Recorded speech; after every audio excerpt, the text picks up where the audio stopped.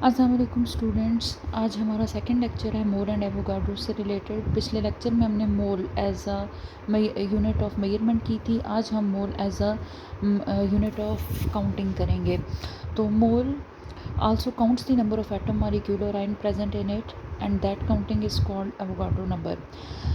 कि एक मोल में के जो अमाउंट मेजर होती है उसमें कितने पार्टिकल मौजूद होते हैं, that is experimentally determined by a scientist named Amedeo Avogadro. और इसी वजह से उन पार्टिकल्स को एवोगाड्रोज नंबर का नाम दिया गया है।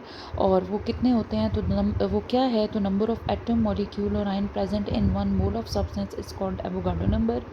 It is represented by N A.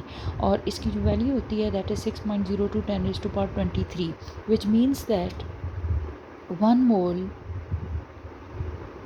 of every substance contain 6.02 10⁻23 particles. That particles may be atom, molecule or ion. So you can also say that 6.02 10⁻23 is 1 mole. और इसका दूसरा नाम जो है वो आप 1 मोल कह सकते हैं। तो मोल एक काउंटिंग यूनिट है और जो ये बता रही है कि जब आप एक अमाउंट मेजर कर लेते हो तो उसमें जो नंबर ऑफ पार्टिकल की तादाद होती है वो फिक्स होती है, वो चाहे आप किसी भी सब्सटेंस के लिए लें, दैट इज़ 6.02 10⁻23। नेक्स्ट जो पार्ट है इस 6.02 से रिलेटेड वो ये है कि दैट इज़ वेरी ह्यूज और जाइंटिक नंबर, और ये एक बिगर नंबर है। और जिसको अगर मैं मैथमेटिकली लिखूं तो वो ये है 6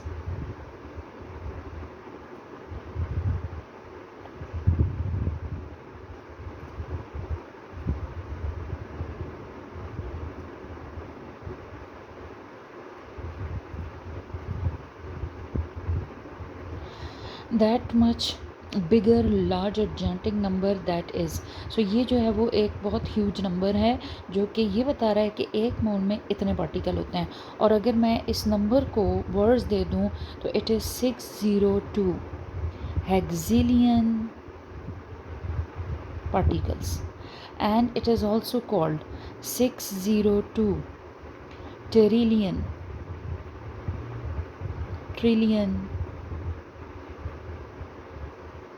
particles, atom, molecule और आयन। 1 मोल में इतने ज़्यादा अमाउंट ऑफ पार्टिकल मौजूद होते हैं। ये कितना बिग और जाइंटिक नंबर है इसे समझने के लिए हम ज़रा कुछ एग्जांपल्स लेते हैं। फॉर एग्ज़ाम्पल, अगर आप कहते हैं कि 1 dozen grapes, 1 dozen grapes it means it contain 12 grapes. But अगर आप ये कहते हैं कि 1 मोल ग्रेप्स इट कंटेन 6.02 10⁻23 ग्रेप्स, जिसका कि जो अगर जिसके लिए ये कहा गया है कि अगर पूरी की पूरी अर्थ जो है वो उसका inner surface outer surface grapes से बना हो तो भी ये काउंटिंग जो है वो कंप्लीट नहीं होगी। जबकि आप 12 ग्रेप्स को ना सिर्फ इजीली गिन सकते हैं बल्कि वो एक छोटा सा एरिया भी कवर करेंगे। इसी तरह अगर हम एक और एग्ज़ाम्पल लें, आप शॉपकीपर के पास जाते हैं और आप कहते हैं कि आपको 1 डज़न चॉकलेट्स चाहिए, तो इट मीन वो आपको 12 चॉकलेट्स देगा। लेकिन अगर आप 1 मोल चॉकलेट्स मांगेंगे तो आपको 6.02 10⁻23 चॉकलेट्स देगा, जो कि अभी तो क्या कितने सालों तक भी बनानी मुश्किल है और ये शॉप में मौजूद ही नहीं होंगी। फिर इसके बाद आ गया कि फॉर एग्ज़ाम्पल हम ये कहते हैं कि $1 1 मोल डॉलर अगर आपके पास हैं तो इसका मतलब है आपके पास 602 हेक्सिलियन डॉलर्स हैं, जिसका मतलब ये है कि अगर आप $1 बिलियन हर एक सेकंड में ख़र्च करना शुरू कर दें तब भी ये 19 बिलियन ईयर्स लेगा इस नंबर को ख़त्म होने में और स्पेंड करने में आपके पास जो अमाउंट होगी। सो ये इतना बड़ा और जाइंटिक नंबर है। सवाल ये था कि फिर ये मोल पे कैसे होगा एटम, मॉलिक्यूल और आयन के लिए। तो एटम, मॉलिक्यूल और आयन के केस में ज़रा आप देखें तो 1 डज़न सोडियम क्लोराइड मीन आपने 12 सोडियम क्लोराइड पार्टिकल गिनने हैं। जबकि हम जानते हैं कि एटम, मॉलिक्यूल और आयन इतना स्मॉलेस्ट पार्टिकल है कि उसके पार्टिकल को गिनना और पकड़ना तो छोड़ें, हम देख भी नहीं सकते। इसलिए उनकी जो अमाउंट हम मेजर करते हैं वो 1 मोल लेते हैं और उसमें 6.02 10⁻23 पार्टिकल होते हैं। बट ये अर्थ जितना का एरिया कवर नहीं करते, बल्कि अगर आपने 1 मोल सोडियम क्लोराइड लिया है इट मीन आपने 58.5 ग्राम, जो कि सोडियम का फार्मूला मास है, आपने मेजर किया है और 58.5 ग्राम ये अमाउंट आई है, तो इसमें जो नंबर ऑफ पार्टिकल आए हैं 6.02 10⁻23। जैसे कि फॉर एग्जांपल अभी ये 58.5 ग्राम ऑफ NaCl है और इसने सिर्फ इतना सा एरिया कवर किया, ना कि हमारी पूरी की पूरी अर्थ। सो यही वजह थी कि कल हमने क्वेश्चन रेज किया था कि मोल की जो यूनिट है वो सब्सटेंस के लिए अप्लाई होती है, हर सब्सटेंस के लिए, लेकिन हमने उसे पर्टिकुलर क्यों कर दिया है एटम, मॉलिक्यूल और आयन के लिए?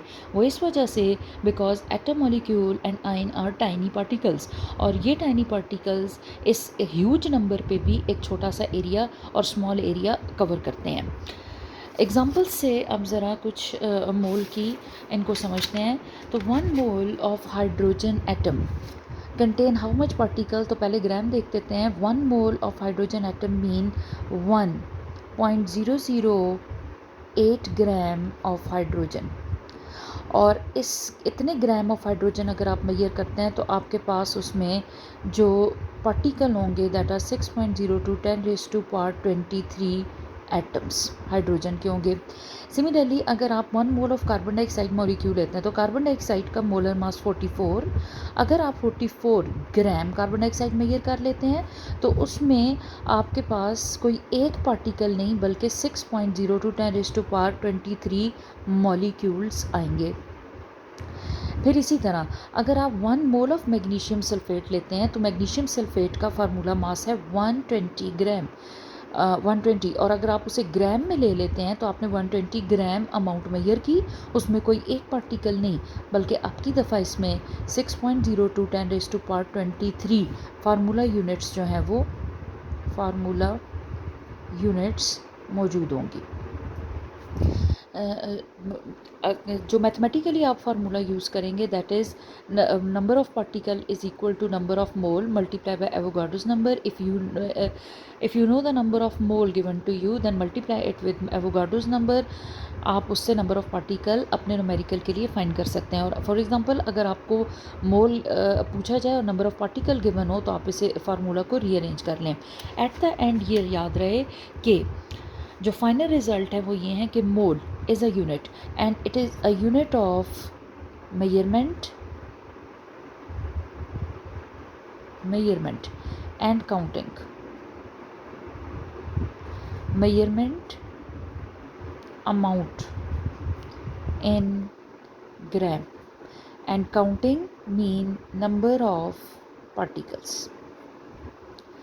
ग्राम लेंगे तो atom, atomic mass, molecule, molecular mass, formula unit, formula mass. और जब पार्टिकल काउंट करेंगे तो इन सब में जो नंबर ऑफ पार्टिकल होंगे वो 6.02 10⁻23 पार्टिकल्स मौजूद होंगे। और याद रहे कि ये एक ह्यूज और जायंटिक नंबर है जो कि पर्टिकुलर कर दिया गया है टू एटम, मॉलिक्यूल और ion because they are tiny particles. और ये इतने टाइनी हैं कि ये इतने ह्यूज नंबर पे भी स्मॉल एरिया ऑक्यूपाई करते हैं। Thank you.